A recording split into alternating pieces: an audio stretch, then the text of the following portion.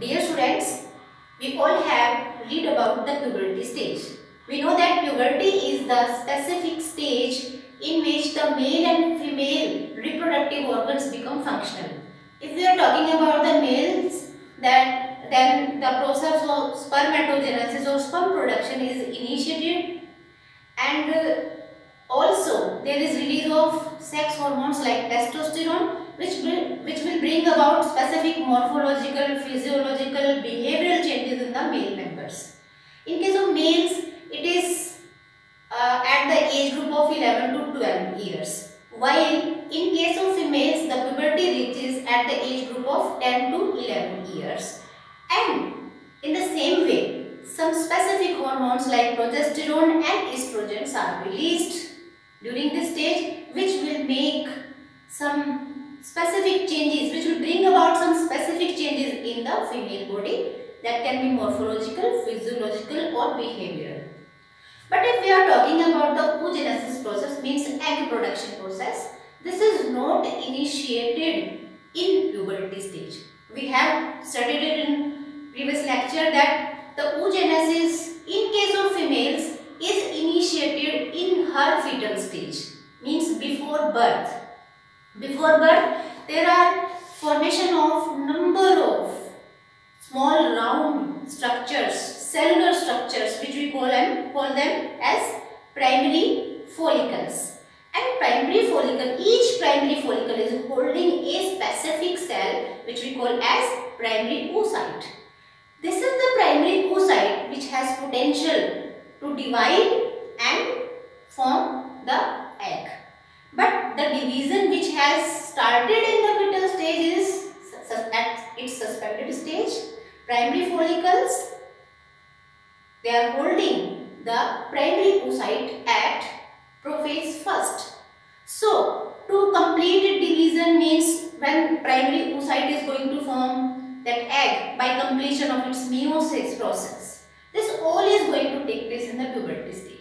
तो हमें ये याद रखना है कि प्यूबर्टी स्टेज में सिर्फ प्राइमरी फॉलिकल्स का मैच्योरेशन होगा और उन प्राइमरी फॉलिकल्स के अंदर जो खास सेल है जिसको आप प्राइमरी oocyte कहते हो वो एग में कन्वर्ट होगी. ओके, अब बात फीमेल रिप्रोडक्टिव सिस्टम की करते हैं. तो female reproductive system is not only meant to produce the egg. Egg production का सिर्फ काम नहीं है, इसके साथ साथ fertilization process is also going to take place in female body, and if the fertilization take place, then the development of embryo and fetus is also going to take place in the female body. तो ये जो internal development को support कर रहा है उसके लिए female body का जो reproductive system है वो कुछ preparation करता है. egg production के साथ साथ ये जरूरी है कि वो फ्यूचर प्रेगनेंसी के लिए अपने आप को तैयार करें. और जब डेवलपमेंट पूरी हो जाएगी तो उसके बाद एक और खास चीज कि आफ्टर बर्थ जो केयर प्रोवाइड करना है उस वो भी मदर से ही होना है. लैक्टेशन पीरियड मदर में स्टार्ट होता है. तो ये जो भी रिक्वायरमेंट्स हैं for starting from the production of egg that is necessary to bring about the fertilization process. फिर उस एग का फैलोपियन ट्यूब यानी कि ऐसे एरिया में पहुंचना जहां पर फर्टिलाइजेशन होगा. फिर उस फर्टिलाइज्ड एग से यानी जब वो जाइगोट में कन्वर्ट हो जाएगा तो उसके बाद की जो तैयारियां हैं आगे की, अब डेवलपमेंट भी चलनी है, तो उसके लिए फीमेल बॉडी का जो सिस्टम है वो अपने आप को तैयार करता है. और इसी से जुड़ा हुआ है आज का हमारा topic, that is the menstrual cycle. ये आपके सामने एक बहुत बड़ा डायग्राम बनाया हुआ है. एक्चुअली ये कुछ पार्ट्स में है जो हम आज पढ़ेंगे. आप सभी मेंस्ट्रुअल साइकिल के बारे में सुना है और पढ़ा है. तो इसकी क्या सिग्निफिकेंस है? Why this cycle take place in human female, what is its significance, we are all going to discuss today. Okay, तो मेंस्ट्रुअल साइकिल को सबसे पहले एक बार डिफाइन कर लेते हैं. तो आप इसको ऐसे कहेंगे, इट इज द, क्योंकि देखिए साइकिल की जब बात करते हैं तो साइकिल में हम कहाँ से, जैसे सिर्फ एक पॉइंट से जब आप शुरू करते हो तो you have to reach again at the same point. Cycle का मतलब है जिस इवेंट से हम शुरू हुए थे वापस वहीं पर पहुंच जाए.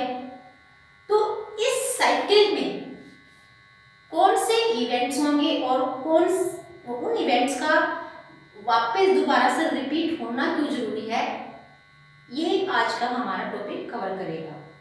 सो menstrual cycle is actually the periodic changes. Periodic word किस लिए यूज किया? Because they are going to repeat after a fixed time, एक खास समय के बाद वो अपने आप को दोबारा से रिपीट करने वाले हैं। So the periodic changes that take place in female reproductive system that prepares her for future pregnancy. ऐसे चेंजेस जो एक फिक्स पीरियड के बाद आते हैं, होते हैं, रिपीट होते हैं और जो उसे किस चीज के लिए तैयार करते हैं? For pregnancy. क्लियर है? ये मेंस्ट्रुअल साइकिल है। तो ये मेंस्ट्रुअल साइकिल फीमेल्स में लगभग एवरेज अगर इसका टाइम पीरियड माना जाए कितने टाइम तक चलती है, तो ये लगभग 28 डेज की एक साइकिल होती है। बट ये वेरी कर सकता है फीमेल टू फीमेल, क्योंकि ये हार्मोनल कंट्रोल है इसके पीछे। Hormones are influencing the events all together, that's why the time can vary from different members. लेकिन फिर भी एक एवरेज हम टाइमिंग की बात करें तो लगभग 28 डेज की एक साइकिल होती है। अब जब बात कर रहे थे प्यूबर्टी स्टेज की, तो सबसे पहले जब प्यूबर्टी स्टेज पर first menstrual cycle female face करती है, means when there is commencement of menstrual cycle, शुरुआत होती है किसी भी फीमेल में, तो that commencement of menstrual cycle is known as menarche. I am going to give you a term menarche. Okay, और इस मेनार्की प्रोसेस का मतलब है कि अब ये एक तरीके से इंडिकेशन है मेनार्की से कि अब फीमेल में जो ओवरीज हैं वो एक्टिव हो गई हैं, उसमें जो फॉलिकल्स हैं उनमें चेंज आने शुरू हो गए हैं। ये जो oocyte है हर फॉलिकल के अंदर, उसमें कुछ चेंज आ रहा है। Okay, menarche is commencement. और ये कब शुरू हुई? 10 से 11 साल की एज ग्रुप के बच्चों में हम मानते हैं। अब एक टाइम ऐसा भी आता है, ऐसा नहीं है कि लाइफ टाइम तक फीमेल की बॉडी में मेंस्ट्रुअल साइकिल चलती रहती है। There is a time, there is a age group in which this menstrual cycle will ceases and or you can say it will stop, it is not going to repeat, and that is known as menopause. Again it is menopause. Okay, तो menarche शुरुआत होना और menopause जब उसके बाद दोबारा से फिर मेंस्ट्रुअल साइकिल नहीं होती है। और ये मेनोपॉज आती है लगभग एवरेज माने तो 50 इयर्स तक की जो एज ग्रुप की लेडीज होती हैं उनमें मेनोपॉज लगभग आ जाता है। अदरवाइज डिपेंड भी करता है, मैंने कहा कि 45 से लेके इवन 50 से ऊपर भी क्रॉस कर जाती हैं तब भी कुछ में मेंस्ट्रुअल साइकिल चलती है, लेकिन एवरेज एज ग्रुप जो है आप 50 इयर्स का मान सकते हैं। अब बात आती है कि इस साइकिल में आपको छोटी सी मैं हिंट देती हूँ कि इस साइकिल में एग बनते हैं, एग प्रोडक्शन होता है, ओवरीज एग बनाती है। तो या और एक ओवरी की बात करें तो उसमें कितने फॉलिकल्स हमने बात की थी? लगभग 60 से लेके 80,000 के करीब फॉलिकल्स होते हैं। लेकिन ऐसा नहीं है कि 60 से लेके 80,000 के करीब फॉलिकल्स ये सारे के सारे जिनमें सब में एक एक प्राइमरी oocyte है जो एग बनेगी।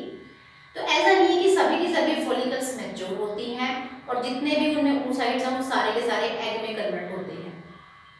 हमारे पास 2 ओवरीज होती हैं फीमेल्स में और हर ओवरी जो है वो अल्टरनेटिवली प्राइमरी oocyte को मैच्योर करवाती है। मींस एक बार अगर एक साइकिल में एक ओवरी में प्राइमरी oocyte मैच्योर हुई है तो उस साइकिल के जब रिपीट होने का टाइम आएगा तो नेक्स्ट ओवरी में प्राइमरी फॉलिकल मैच्योर होगी, यानी उसमें oocyte से एग प्रोडक्शन होगा। एक बार अल्टरनेटिवली एक ओवरी एग प्रोड्यूस करती है और दूसरी ओवरी करती है। एक पॉइंट आप ध्यान में रखेंगे। दूसरे, क्योंकि हमारा जो रिप्रोडक्टिव सिस्टम होता है ये सिर्फ एक ही फीटस की डेवलपमेंट के लिए परफेक्ट है।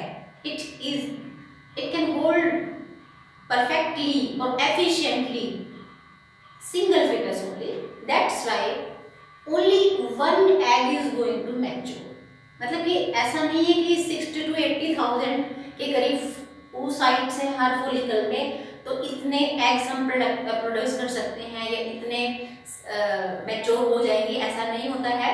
तो only single egg is going to be developed from the primary oocyte, वो भी अल्टरनेटिवली। ओके, फिर बात आती है कि क्योंकि प्यूबर्टी स्टेज में मेंस्ट्रुअल साइकिल शुरू हुई, जैसे हम कहेंगे कि एग मैच्योर होगा, एग बनना शुरू हो जाता है, तो क्या फीमेल लाइफ टाइम तक एग प्रोड्यूस कर सकती है? ये भी नहीं होगा, क्योंकि अभी हमने बात की कि शुरुआत होती है 10 से 11 साल की एज ग्रुप के बच्चों में, और जब वो लेडी मेनोपॉज स्टेज में पहुंचती है, ये साइकिल बंद हो जाएगी, कोई एग मैच्योर नहीं होता, तो जो फॉलिकल्स हैं वो धीरे धीरे सारे की सारे डीजनरेट हो जाती हैं। ओके, तो सिर्फ इतने ही पीरियड के दौरान वो कुछ एग्स को प्रोड्यूस करती है अल्टरनेटिवली, उसकी जो ओवरीज होती हैं। स्पर्म्स की तरह से नहीं है, स्पर्म्स आर प्रोड्यूस, अगर एक बार स्पर्मेटोजेनेसिस प्रोसेस शुरू हो जाती है तो वो लाइफ टाइम तक उसको प्रोड्यूस कर सकते हैं, लेकिन फीमेल्स का एक फिक्स्ड रिप्रोडक्टिव पीरियड होता है। आप सभी ने सुना भी होगा कि कुछ कपल्स ऐसे होते हैं जिनके 60 या 70 ऐसे एज ग्रुप में भी जिनके बेबीज हुए हैं, लेकिन एक्चुअली वो किसी से उन्होंने एग डोनेट करवाया होता है, डोनर से लिया होता है। फीमेल में एक बार मेंस्ट्रुअल साइकिल बंद हो जाती है तो वो एग प्रोडक्शन बंद हो गई, इसका मतलब वो किसी डोनर से एग लेगी या हार्मोनल इन्फ्लुएंस से उसमें वो साइकिल अगर शुरू करवाई जाती है तब वो बना सकती है, अदरवाइज उसका रिप्रोडक्टिव जो पीरियड है, एग प्रोडक्शन का जो टाइम है वो फिक्स होता है। ओके, सो अब हम शुरू करते हैं कि इस मेंस्ट्रुअल साइकिल में कौन कौन से इवेंट होते हैं। ये मैंने एक जो डायग्राम बनाया है इसको आप 4 पार्ट्स में स्टडी करेंगे। यहाँ पे सबसे पहले मैंने एक जो सेगमेंट बनाया है, इस सेगमेंट पे लिखा है पिट्यूटरी हॉर्मोन्स, और ये भी एंटीरियर पिट्यूटरी हॉर्मोन्स है। यहाँ पर हम एंटीरियर पिट्यूटरी हॉर्मोन्स को के लेवल को इंडिकेट कर रहे हैं। दूसरा जो सेगमेंट है ये ओवरी के अंदर सेगमेंट है, ओवरी के अंदर जो भी चल रहा है वो इवेंट्स दिखाए गए हैं। उसके बाद यहाँ पर नेक्स्ट जो सेगमेंट है, this is indicating the level of hormones secreted by ovary. ये ओवेरियन हार्मोन है, ये पिट्यूटरी के हार्मोन्स है, लेकिन ये ओवरी के हार्मोन्स हैं। और ये जो लास्ट सेगमेंट है, फोर्थ है, इसमें हम यूट्रस के चेंजेस दिखा रहे हैं। मैंने आपसे कहा था कि मेंस्ट्रुअल साइकिल का मतलब होता है जिसमें फीमेल अपने आप को तैयार करती है प्रेगनेंसी के लिए। तो प्रेगनेंसी के लिए एग तो बनना ही है, यानी कि हम ओवरी के अंदर क्या चल रहा है ये तो पढ़ेंगे, साथ में फीटस की डेवलपमेंट के लिए यूट्रस की भी तैयारी होनी चाहिए।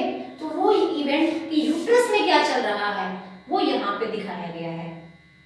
क्लियर है? तो अब इसको पढ़ना शुरू करते हैं।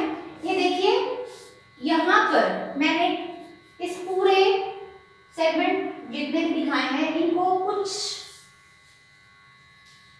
डेज में डिवाइड भी किया है।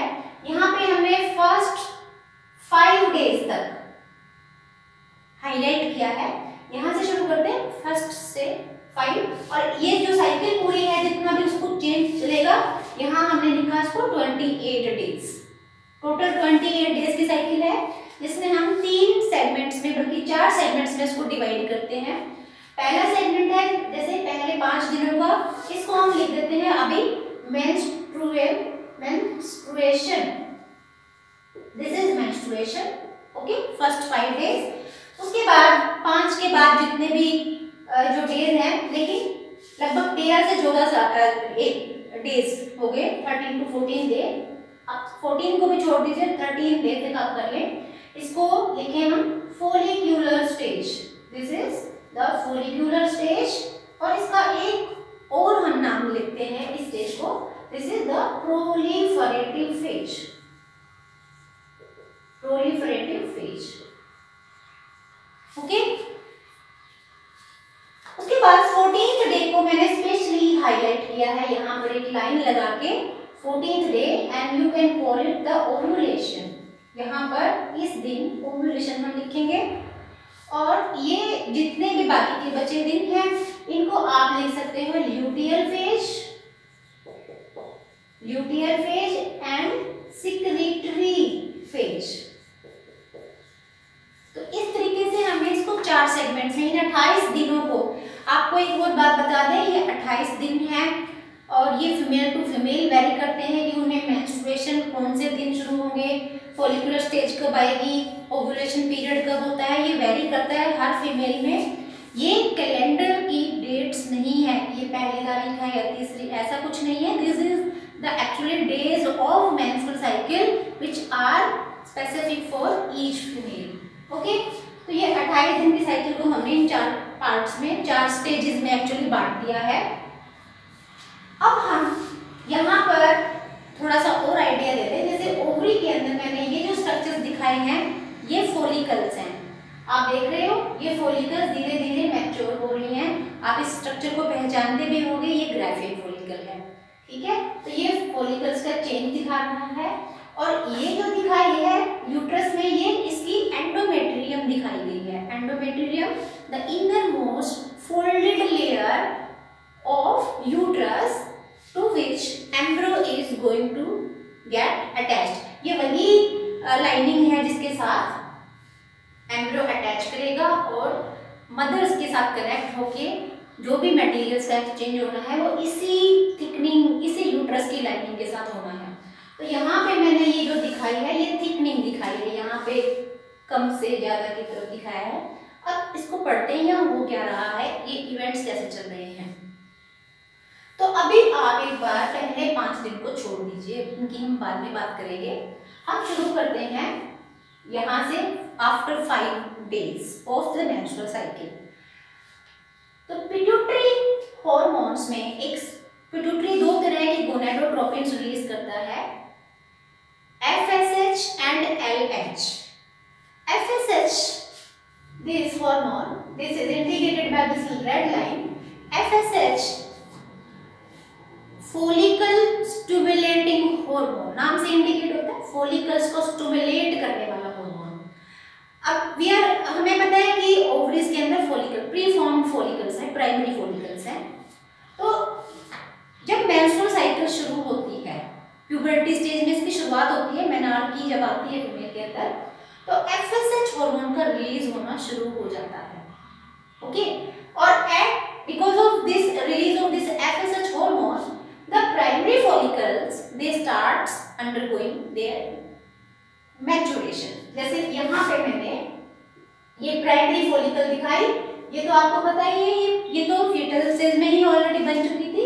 लेकिन प्राइमरी फॉलिकल से सेकेंडरी फॉलिकल का बनना, सेकेंडरी फॉलिकल से टर्शरी फॉलिकल का बनना और टर्शरी से फिर फाइनली किस चीज में बदल जाना है, इसे ग्राफिन फॉलिकल में बदलना। तो ये जो स्टेजेस चल रही हैं, ये स्टेजेस किस हार्मोन के इन्फ्लुएंस में चल रही है, FSH। इसीलिए आपको इस सेगमेंट को एंटीरियर पिट्यूटरी के हार्मोनल जो रिलीज हो रहे हैं लेवल दिखाया जा रहा है, इस सेगमेंट को आपको इससे कनेक्ट करना है, ओवरी में जो चेंज आ रहे हैं।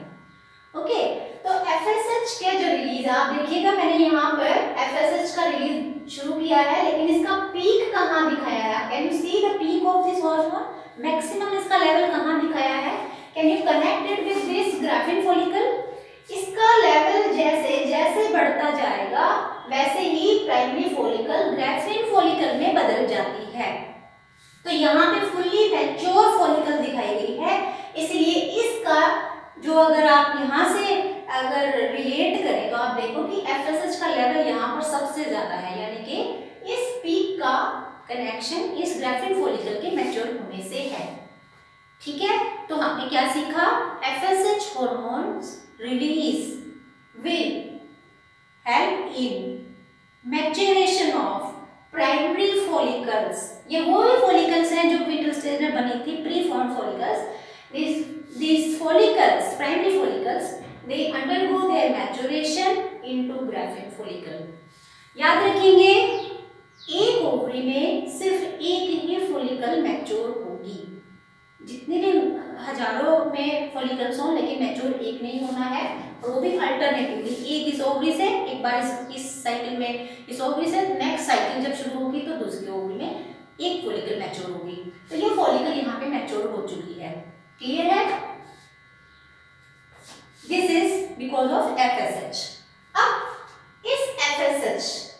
के साथ यहाँ पर एक और हार्मोन जो एंटीरियर पिट्यूटरी से रिलीज होता है वो है LH। LH का मतलब होता है ल्यूटिनाइजिंग हार्मोन। और आप देखिए इस ल्यूटिनाइजिंग हार्मोन की पीक कब दिखाई गई है, इसकी पीक का कनेक्शन जो है, इसका मैक्सिमम जो लेवल दिखाया गया है वो यहाँ इस एरिया पे दिखाया गया है। ये है 14th day of menstrual cycle. यहां से लेके यहां तक मतलब इन 5 डेज से कि आगे का जो पीरियड है और लगभग 13 to 14 डे तक के बीच का जो पीरियड है इसको आप फॉलिकुलर स्टेज कहते हो, क्योंकि यहाँ पे हमने देखा कि फॉलिकल्स मैच्योर हो रही हैं। Okay, follicles are maturing, that's why we are calling it the follicular phase। लेकिन जैसे ही 13 से लेके ये 13 to 14th डे का अराइवल होता है, 14th मान लीजिए आप, तो 14th डे पे एक और हार्मोन जो पिट्यूटरी का रिलीज हुआ है जिसको आप LH कह रहे हैं, इस LH के इन्फ्लुएंस से ये ग्राफिन फॉलिकल टूट जाती है, रप्चर हो जाती है। And I have shown it here, देखिए मैंने इसको रप्चर होते हुए दिखाया है। और इसके रप्चर होने से यहाँ से ये जो स्ट्रक्चर है ये वो सेल जो कि एग में बदलेगी, इसका नाम था secondary oocyte। This secondary oocyte is release, ये यहाँ पे इस रप्चर्ड फॉलिकल से ये फॉलिकल रिलीज हो गई है। This is ovulation. But how you will define ovulation? Ovulation is rupturing of graphene follicle to release secondary oocyte that is going to be released from the ovary and it will reach in the fallopian tube। यहाँ पे graphene follicle से जैसे ही ये अलग होती है secondary oocyte, तो ये ओवरी में ये कहाँ चल रहा है चेंज, ओवरी में चल रहा है, लेकिन ये अब ओवरी में नहीं रहेगी, this will go inside the fallopian tube. ये स्ट्रक्चर फैलोपियन ट्यूब में किस लिए जा रहा है, क्योंकि स्पर्म्स फैलोपियन ट्यूब में ही आने वाले हैं फर्टिलाइजेशन प्रोसेस के लिए। तो ओव्यूलेशन, इस पूरी साइकिल में हमने क्या सीखा कि फॉलिकुलर स्टेज में फॉलिकल्स मैच्योर होती हैं, किस हार्मोन के अंडर मैच्योर होती हैं, FSH के इन्फ्लुएंस से होती हैं। और फिर 14th डे के करीब ये जो LH है, LH एकदम से बढ़ता है और LH की वजह से ही ग्राफिन फॉलिकल टूट जाती हैं और टूटने के बाद जो एग है वो रिलीज हो जाएगा and this process is known as ovulation. So which hormone is responsible for ovulation? This is the LH। और आप एक बार यहाँ पे FSH की पीक भी देख लीजिए, यहाँ पे तो ग्राफिन फॉलिकल मैच्योर हुई थी तो वो इसकी कंसंट्रेशन बढ़ी हुई थी इसलिए मैच्योर हो गई, लेकिन जैसे ही ये रप्चर हो जाती है आप इसका लेवल देखिए बिल्कुल डाउन चला जाता है, क्योंकि अब FSH की रिक्वायरमेंट नहीं है। FSH was required for this phase, ठीक है। तो ये सारा लेवल आगे 28 दिन के जितना भी पीरियड होगा तो हमने इसको डाउन दिखाया है। आप देखो LH का लेवल भी डाउन हो गया है क्योंकि इसका काम सिर्फ क्या था, इसको रप्चर करवाना, मतलब ओव्यूलेशन करवाना, ठीक है।